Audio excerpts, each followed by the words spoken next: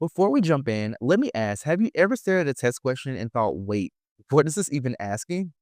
If you're getting ready to take the NYSTCE Multi-Subject Teachers of Childhood Grades 1 through 6 exam, specifically the Literacy and English Language Arts section on the Foundational Literacy Skills, you are definitely in the right place. Hi, I'm Marshall Rivers, and I'm a certified teacher with over 6 years in the classroom and a test prep expert with Study.com. I've helped a lot of future educators just like you pass the exam, and I'm excited to walk you through it today.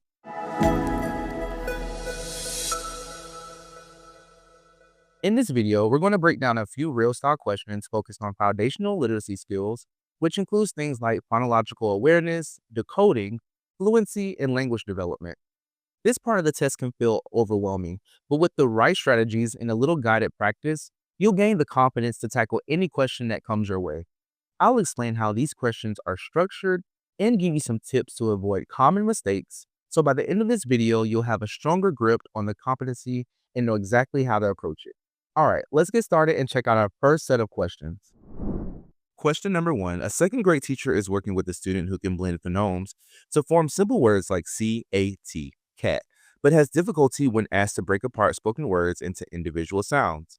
Which of the following activities would be most developmentally appropriate for helping the student improve phonemic segmentation skills? A. Introducing vowel diagrams using decodable books. B. Using Elkanon boxes to map sounds in spoken words. C. Having the student sort words by syllable count. Or D. Teaching the student to recognize common sight words. The correct answer here is B. Using Elkanon boxes. These are a fantastic tool for helping students map individual phonemes. Perfect for strengthening segmentation skills, especially for students who are moving beyond just blending. Let's break down why the other options don't fit as well. A. Focuses on phonics, not phonemic awareness. C is more about syllable level work, which is broader than individual sounds. And D is about visual recognition, not auditory processing. Let's move on to our second question. A third grade teacher is working with a student who struggles to decode words like jumping, played, and unhappy. Which of the following instructional strategies would be most appropriate for supporting the student's development instructional analysis? A. Practicing vowel teams with high-frequency decodable words. B. Teaching the student to tap out individual phonemes and unfamiliar CVC words. C. Using word sorts to help the student identify and categorize prefixes, suffixes, and base words. Or D. Introducing controlled R text to improve decoding accuracy. The best answer is C. Word sorts that focus on prefixes, suffixes, and base words. These help students visually and mentally break words into meaningful parts, which is key for structural analysis. Let's look at the others. A is vowel focused but doesn't help with morphemes. B is great for early readers, but these words are beyond CVC. And D works on specific vowel pattern, not word structure. Let's take a look at question number 3.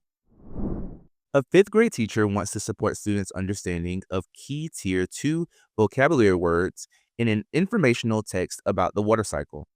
Which of the following strategies would be most effective in promoting students' deep and lasting understanding of these words? A. Having students copy each tier 2 word and its dictionary definition into their vocabulary notebooks. B. Assigning students to use each new word in an original sentence unrelated to the text. C.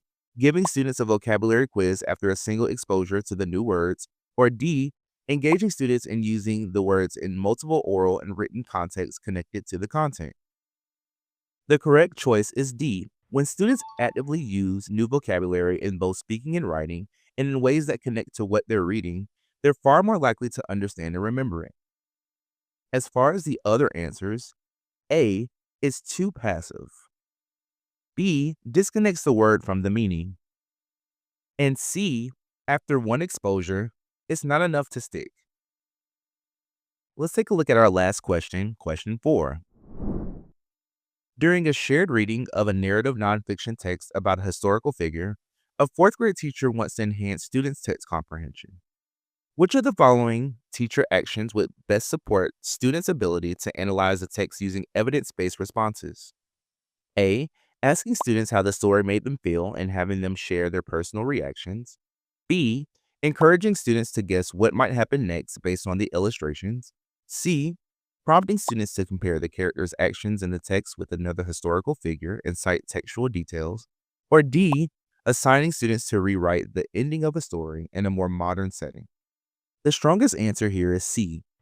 This gets students thinking critically, making comparisons, and most importantly, backing it up with text evidence. Here's why the others miss the mark. A is personal but doesn't push analysis.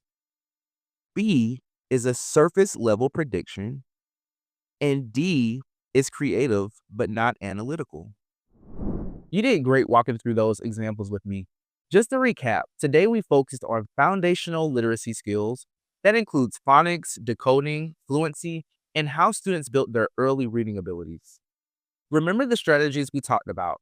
Read carefully, eliminate wrong answers, and match the skill to the student need.